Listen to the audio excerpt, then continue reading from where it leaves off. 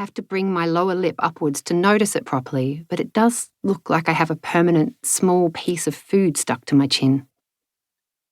The part where my teeth came through the skin below my lip is still a jagged black line.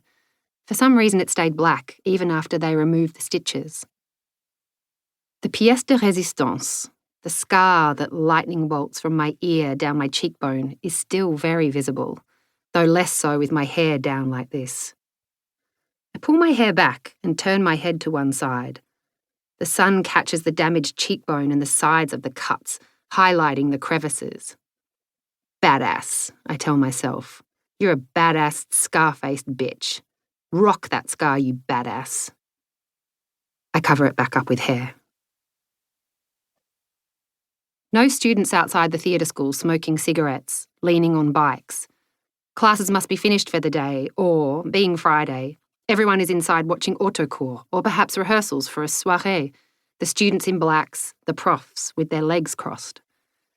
I walk up to the old blue door and touch the small gold plaque that reads École Internationale de Théâtre Jacques Lecoq, as though pressing it will make something happen.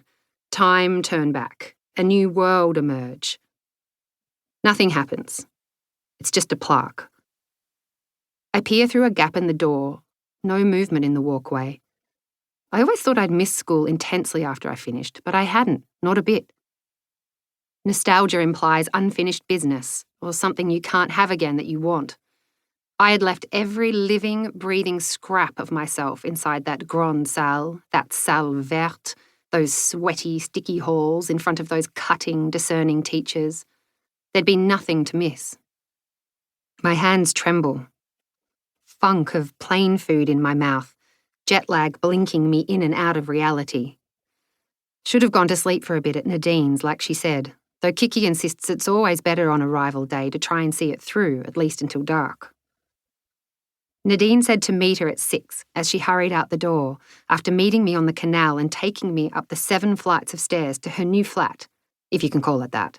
A carpeted walkway with a shower, no kitchen, and 2 tiny rooms with a roof so low you almost have to crawl. I said Belleville. She said Jeanette. She likes their chicken salad. I said, who would eat at Jeanette with the kitchen so close to that rancid toilet? But she said it's good as she pulled on her shoes, and once Nadine gets an idea in her mind, there's no budging it. She set her alarm loud for 5 p.m. and told me, sleep. But I was afraid I would never wake up and miss these precious days of homecoming. 5 days in Paris, a month in Portugal on the play.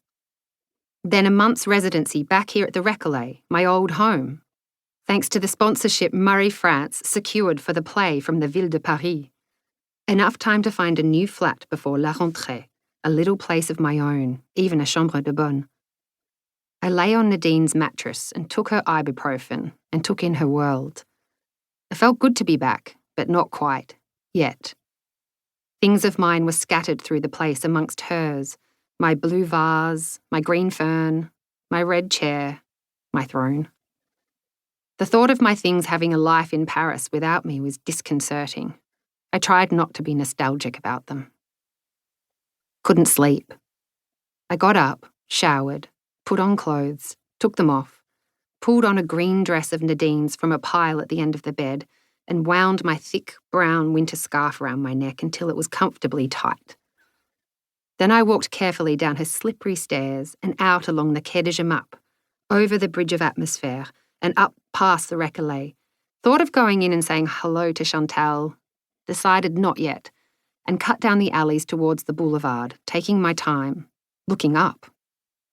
I walked these streets for years and never looked up. You don't look up. You're in too much of a hurry, and also, when you were here as an au pair at 22, you looked up so much you were seen as a tourist and men pinched your butt.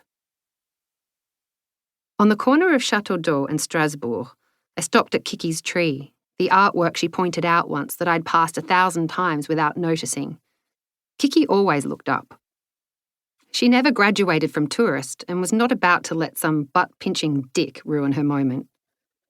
The painting is an exact replica of the tall plane tree planted into the concrete in front of it. Such a work, and so easy to miss on the crammed, polluted boulevard. As the plane